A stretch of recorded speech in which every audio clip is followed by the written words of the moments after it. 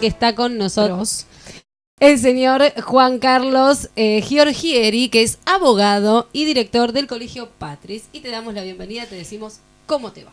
Muy bien, muchas gracias por invitarme. La verdad que es un placer estar acá con ustedes y para hablar de esto que es lo que un poco sabemos que es educación y algunas cosas más que creo que Ricardo también me va a preguntar.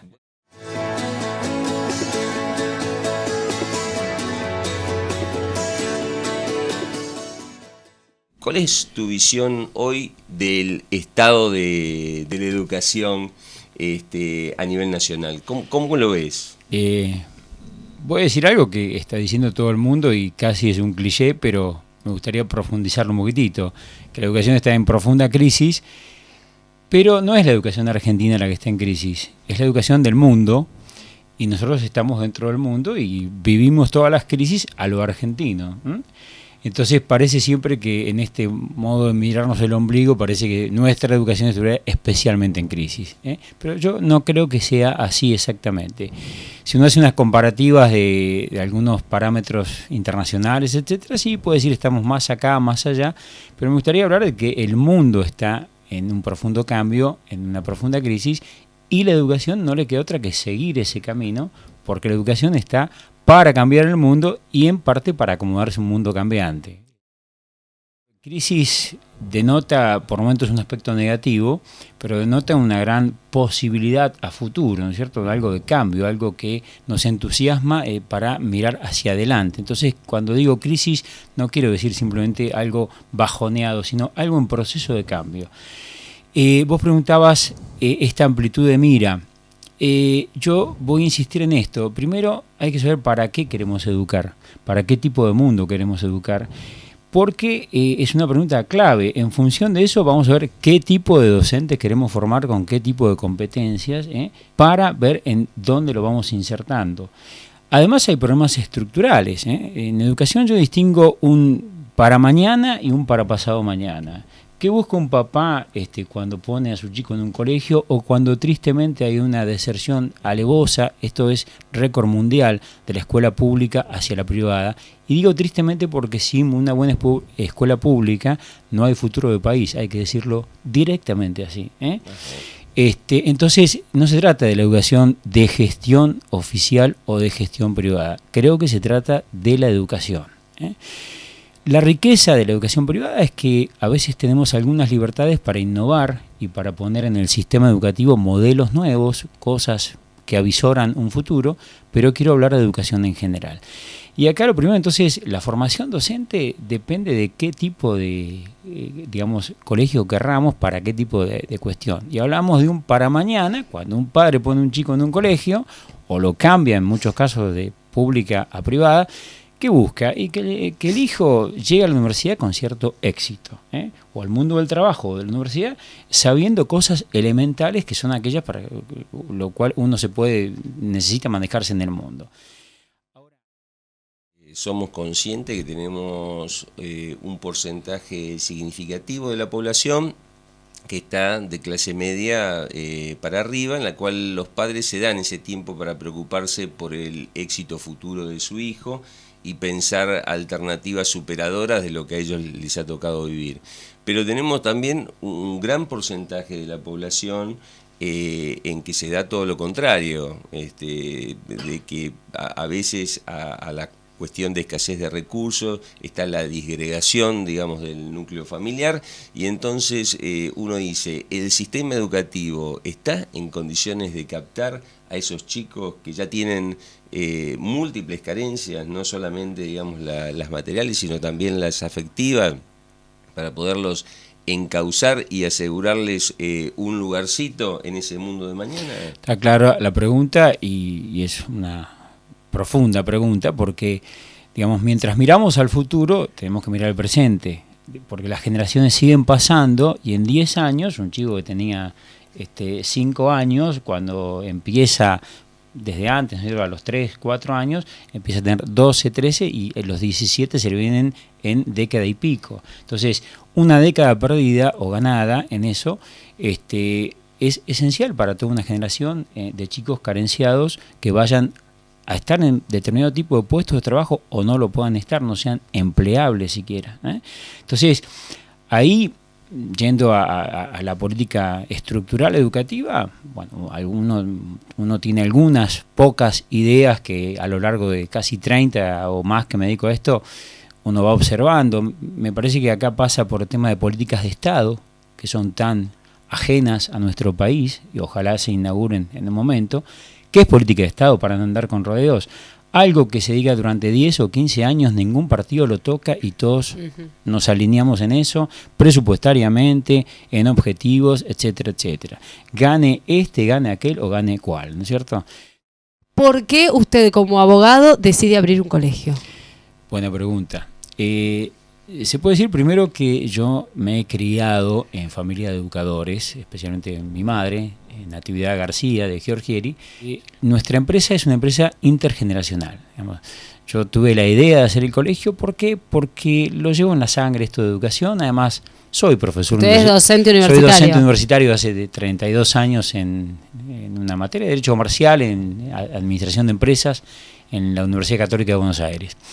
Y siempre he estado cerca de la educación. Entonces, en un momento dado, se me ocurre la idea de hacer nuestro propio colegio y convocar a mi madre, bueno, a mi mujer primero, que es música, Ana Valla Casal, a mi madre, Natividad García, a Ricardo Giorgieri, que es mi hermano, deportista y muy habilidoso en todo el manejo de deporte y tiempo libre, y a una hermana que es Viviana Giorgieri, que es maestra, hoy licenciada en educación y directora de primario, y conformamos entre los tres una suerte de núcleo fuerte educativo.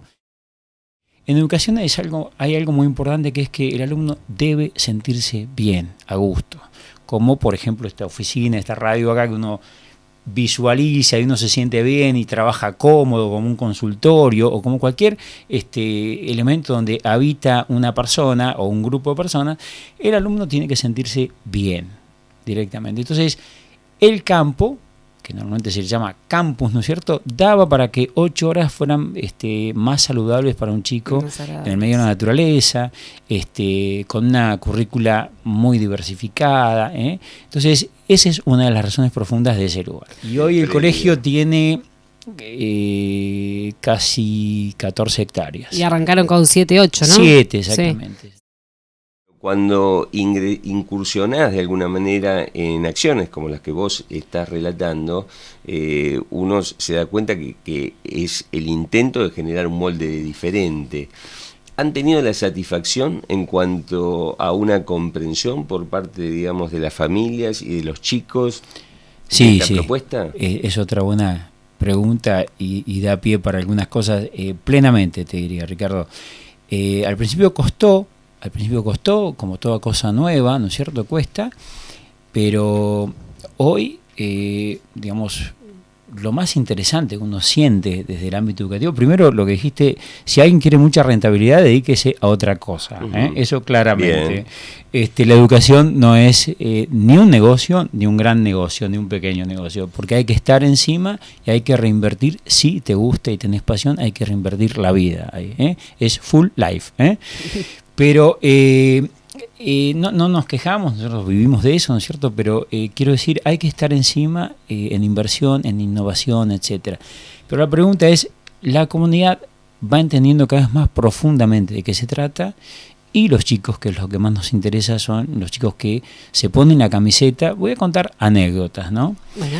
Nosotros tenemos una currícula en el secundario superior, para la cual de algún modo se prepara desde muy temprana edad en cuanto al bilingüismo, al inglés, que deriva en la currícula secundaria más interesante que puede existir en cualquier punto del planeta. Es decir, un chico que termina dando los 6 créditos del ACE de Cambridge, ¿no es cierto?, tiene la posibilidad de ingresar directamente a cualquiera de las mejores universidades del mundo sin previa acreditación. Ese es el nivel. Ahora, lo interesante es que ese nivel los chicos lo van asumiendo, y de repente ese título tiene opcionalidades. Entonces vos tenés obligatoriamente que dar 3 materias internacionales y las demás las cursás en inglés a nivel interno del colegio, pero un 80% aproximadamente de los chicos eligen por lo menos 1 o 2 materias más voluntariamente para dar de las que el colegio obligatoriamente les pide.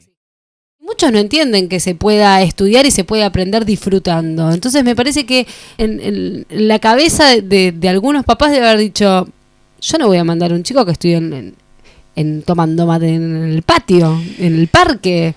Claro. Digo, debe haber sido muy difícil insertar al Patris en la sociedad como está hoy inserto. Bueno, a ver, tenés auditoría externa acá, porque la Universidad de Cambridge te manda a los examinadores, los exámenes van lacrados, ¿no es cierto? Se toman en todo el mundo el mismo día, misma hora, y después vos los mandás también lacrados, presentados a Cambridge, y de allá te mandan el resultado. Y en la parte castellano se hace bastante igual, hay mucho rigor en la evaluación. Entonces, ¿qué pasa? El estudio es el trabajo para un chico, esto está claro, ¿no es cierto? Y el disfrute lo pongo en la misma situación que el disfrute de cualquier trabajo, puede ser tu trabajo en radio, tu trabajo de médico, ¿no es cierto? Yo propongo que el que no disfrute algo cambie de profesión y vaya a otro lugar, porque no hace buenas cosas. Pero el disfrute no es ausencia de esfuerzo. Si alguien no levanta la vara y pone la bandera un poquitito más lejos, vamos a estar obligados a siempre emparejar para abajo. Por eso lo interesante de la propuesta del Patris, que no solamente se agota en lo educativo, también tiene una proyección comunitaria. Exactamente. Acá hay un concepto del núcleo inicial de mis hermanos, mi madre y yo, mi mujer.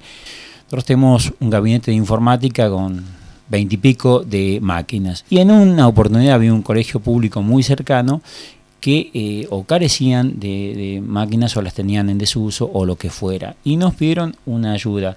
Bueno, la idea es, si hay de 4:30 de la tarde a 8:30 30 máquinas ociosas, ¿no es cierto? Y hay una necesidad a 5 cuadras, ¿por qué no organizar? Los bienes pueden ser compartidos y solamente hay que derribar algunos muros que son de tipo humano a veces, o ideológico, o lo que sea, derribar cucos, derribar fronteras. Entonces, todo ser humano es capaz y tenemos la misma capacidad media todos los mortales, a excepción de algunas problemáticas muy concretas hacia abajo con lo que llamamos capacidades especiales o superdotación de capacidad. El resto de los mortales tenemos el mismo heart acá en el cerebro, la misma cantidad de neuronas, etc. Entonces, ¿qué es lo que falla?